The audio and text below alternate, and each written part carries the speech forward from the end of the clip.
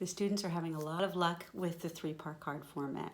They can read phonetic words, they can read phonetic words with digraphs, and they can read words that combine digraphs, common and less common spelling variations in one word, okay? And they've done this all with 3-part cards.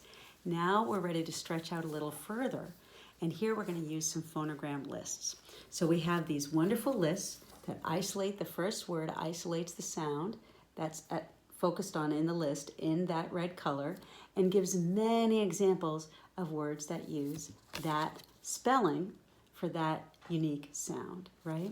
We have lots of these lists, and it's reinforcing what they've done in the earlier work, but with a stretch, not all the same words, lots of new words that they're covering here, but some that are reminders of what they've done earlier, right? So they're going to use these to read, choose one list. Again, there's so many lists, and they're going to choose one. They're going to read it to themselves. They're going to read it with a friend. They can do dictation games with these. If they're working with someone else, one child will read the card, and another child will try to write down the words with a movable alphabet or with a chalkboard or with a dry erase board to try and write it down. They can help each other check the spelling. So this is where we first really start to think about spelling and refining our spelling so that it's how it actually is spelt, that everybody just got together in English and agreed, well, we'll spell it this way, even though it sounds differently.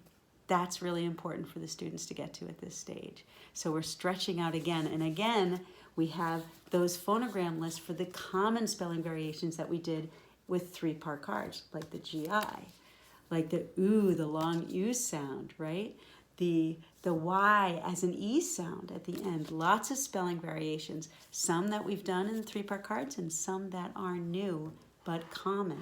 So important to slowly stretch out while we isolate the stimuli one at a time. And there are many different ways that you can use these cards. Dictation really is one of our favorite, but just reading them to a friend, talking about each word.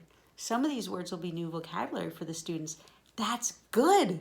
We want to stretch them. So as they read a word, if they're unfamiliar with it, if they're reading this and they say snake, wave, whale, paste, jade, jade, what's jade? And then you say, oh, I know, my mom has a jade necklace. It's a green stone. That's exactly what we want. We want them to talk about and put into context these words, some of which will be new. This is how we're slowly introducing new vocabulary for them. We don't have to hold their hand quite as much. We're stretching out because they have the foundation to really succeed with these other aspects of language.